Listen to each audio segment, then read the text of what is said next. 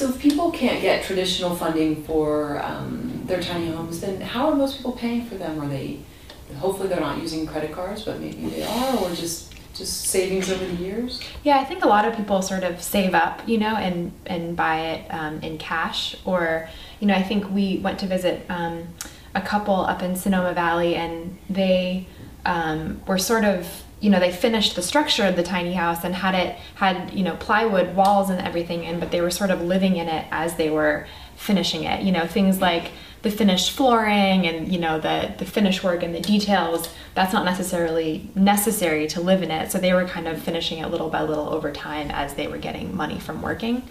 I mean, you know, funded the house sort of by working as you went along and things like that. Most of the house that we built, I funded out of pocket. You know, I think another big source is loans from family, which is nice because, you know, they have a sort of vested interest in you, in your finishing the house and having a place to live. So I had a lot of support from my family, and they've been really generous with that. Part of the reason that I went that route was actually just because of the project. That, you know, making this film about it, we couldn't draw it out for 2 or 3 years, but I could have easily just you know, built it as I worked and just taken a little longer and funded it all out of pocket. But, you know, because we were kind of needed to go at a quicker rate, you know, I had to sort of take some loans that I might not have otherwise done. But, you know, that's more the nature of being an independent filmmaker than, you know, than a reflection of tiny houses and their financial. There are, I mean, people out there who have done them, you know, for less than $10,000, or, I mean, I think it's sort of a trade-off for, you know, time versus money. So if you don't necessarily need to finish the house in a specific time frame, you have more time to find materials on Craigslist, or, you know, to find used building materials, or, you know, to save money in ways that, you know, are more creative because you have the time to kind of wait and look for things to turn up. Yeah, it's definitely true.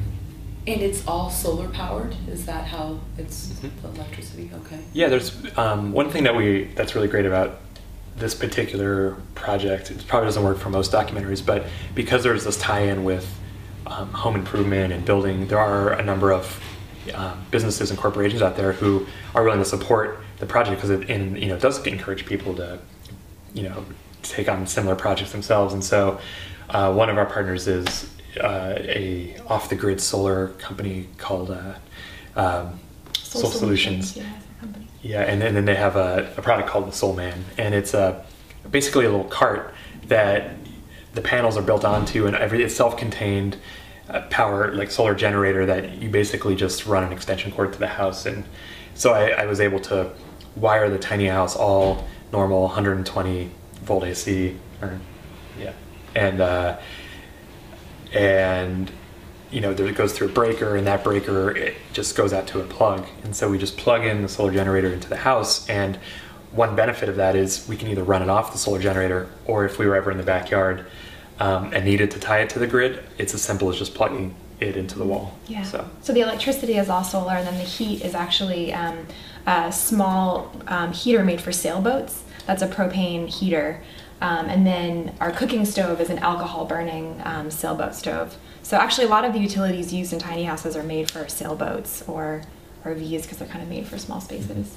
Yeah, and that one thing, just another plug for one of our sponsors, which is Dickinson Marine, and they were the ones who we got the sailboat heater from, and they lots of tiny houses, pretty much I would say 80% of tiny houses have one of these heaters in them, and they're really awesome for small spaces and tiny house living. So, but yeah, I just want to throw that in there because, you know, it's because these companies have been so supportive that we were so able to do this.